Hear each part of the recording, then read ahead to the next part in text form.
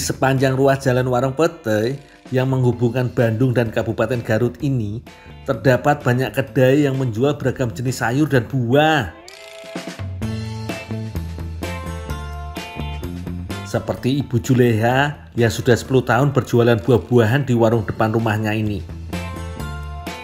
Berbagai jenis buah yang dihasilkan masyarakat Garut dan daerah sekitarnya menjadi barang dagangan yang memenuhi warungnya. Untuk saat ini, jeruk Garut, alpukat, dan sawo Walanda menjadi buah yang bisa didapati di sini, Lur. Buah-buahan sengaja diikat dan dirangkai seperti ini, lalu digantung. Ini supaya bisa menarik perhatian calon pembeli yang sedang lewat. Di bulan Januari hingga Maret, kawasan ini sedang dibanjiri oleh buah sawo Walanda yang biasa disebut sawo mentega atau buah campulai dan alkesar. Selain biasa dimakan langsung, sawo Walanda juga bisa diolah menjadi kue yang enak, Lur.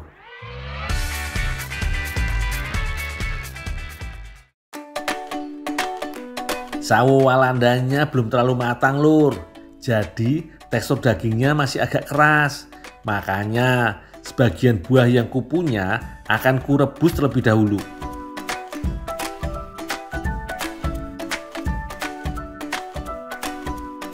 Sementara buah sawo Walanda lainnya bakal aku kupas kulit dan potong menjadi bagian yang lebih kecil. Rencananya potongan sawo Walanda yang ini bakal jadi isian kuenya, Lur. Buah yang berasal dari Amerika Tengah dan Meksiko termasuk superfood loh, Lur, alias makanan yang punya banyak nutrisi.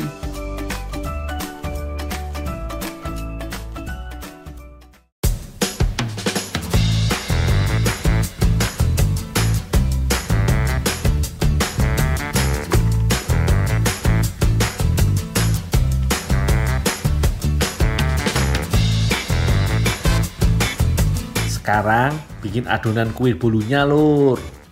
Caranya kocok campuran gula dan telur sampai adonan mengembang. Sementara itu, daging buah sawo Walanda yang sudah direbus langsung dikupas dan diambil dagingnya.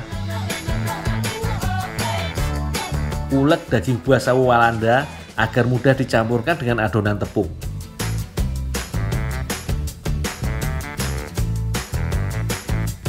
Dengan aroma dan warna yang khas, daging buah sawo Walanda ini berguna sebagai pemberi aroma dan penambah rasa. Lanjut, tuang mentega cair agar hasil kue bolunya lebih empuk. Terakhir, masukkan tepung terigunya.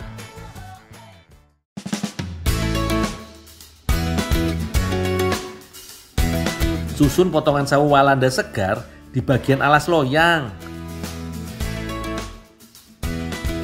Lalu tuang adonan kue bolu sedikit demi sedikit.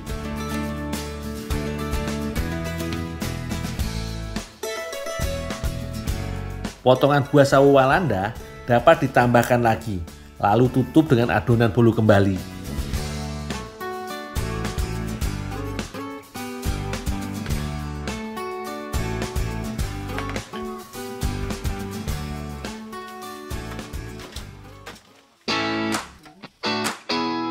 Lur, ada beberapa cara untuk mematangkan kue bolu sawo Walanda ini.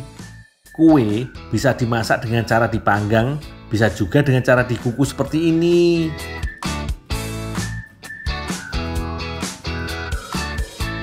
Tidak ada perbedaan rasa yang dihasilkan dari kedua cara pematangan kue bolu. Hanya saja kue bolu yang dipanggang akan lebih bertahan lama dibandingkan dengan kue yang dikukus. Bolu kukus biasanya hanya tahan selama 3 hari. Kukus sekitar setengah jam sampai bolu sawo Walanda matang dan mengembang.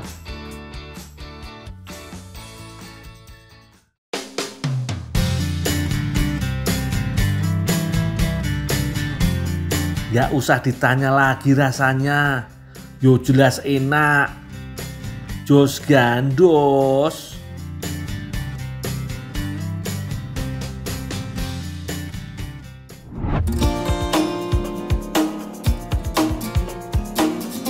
Lur, aku lagi berada di Desa Teluk Pantaian, Provinsi Riau. Berada di bagian hilir Sungai Indragiri, lahan rawa ini banyak ditumbuhi beberapa jenis tanaman. Salah satunya pohon rumbia. Pohon rumbia ini menjadi tanaman penting yang bisa menjadi sumber pendapatan masyarakat setempat lho Lur, karena batang pohonnya bisa menghasilkan sagu. Hari ini aku membantu menebang batang pohon rumbia yang sudah cukup umur atau berusia di atas 10 tahun.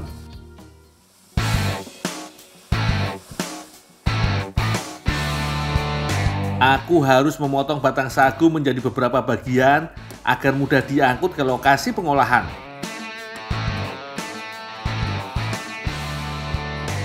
Setiap batang sagu atau biasa disebut tual ini akan dipotong sepanjang 1 meter. Satu batang sagu biasanya bisa dibagi menjadi 7 tual. Dengan cara digulingkan seperti inilah, tual sagu bisa mudah dipindahkan ke sungai.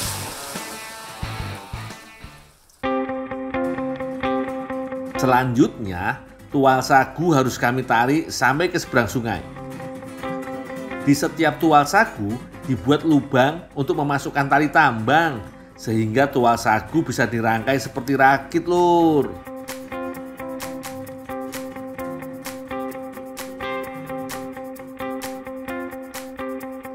Sudah sampai di lokasi pengolahan nih. Kupas kulit batang, lalu belah batang menjadi 4 bagian. Lanjut, giling menggunakan mesin khusus. Dari batang yang keras bisa berubah menjadi tekstur sagu yang halus. Setelah dicampur air, sagu akan dialirkan menuju bak-bak penampungan iki Lur. Setelah didiamkan selama 3-4 hari, akan terbentuk endapan sagu seperti ini Lur. Sekarang, masukkan sagu basah ini ke dalam karung. Setiap karung bisa menampung sampai 100 kg sagu loh Lur.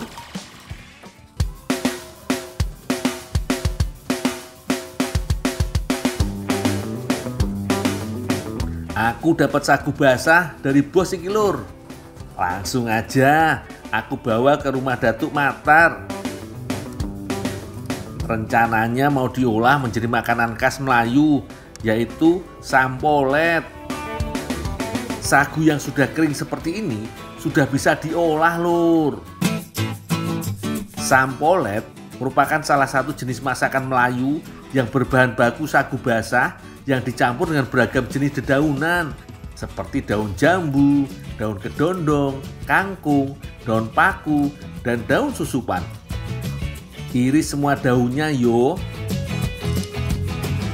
Beberapa jenis kerang dan udang juga bisa ditambahkan sebagai pelengkap campuran sampolet.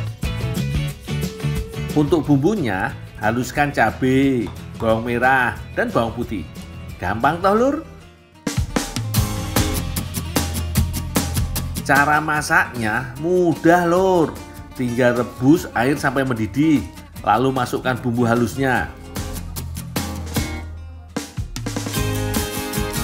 Lanjut, masukkan kerang dan udang.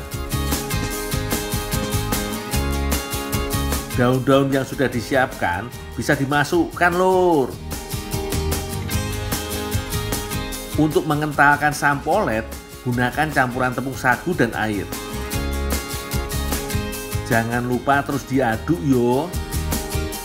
Masakan sampolet sekilas mirip papeda yang biasa dikonsumsi masyarakat Indonesia Timur. Bedanya, di sampolet, sagu dimasak bersama bahan pelengkap seperti kerang, udang, dan sayuran. Sedangkan papeda biasanya dimasak tanpa campuran apapun, tetapi saat disantap baru ditambah ikan kuah kuning. Selain sampolet, aku juga mau bikin kue uler-uler. Ayak sagu keringnya terlebih dahulu, supaya didapat sagu yang benar-benar halus.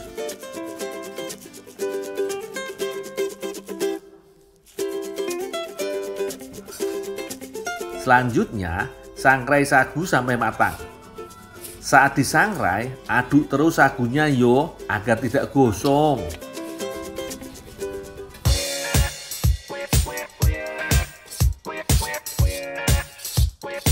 Gampang banget membuat adonan kue uler-uler. Cukup mencampurkan sagu dengan air, lur.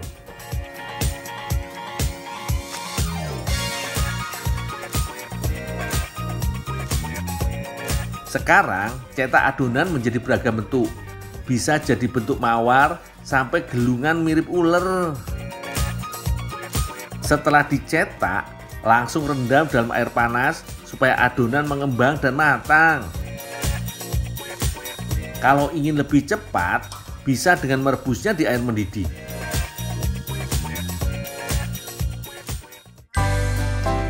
Waktunya menyantap sampolet dan kue uler-uler. Sampolet rasanya pedas, sementara kue uler-uler ini rasanya manis karena disantap dengan tambahan kuah gula merah dan es batu. Seger, lur, jos gandos.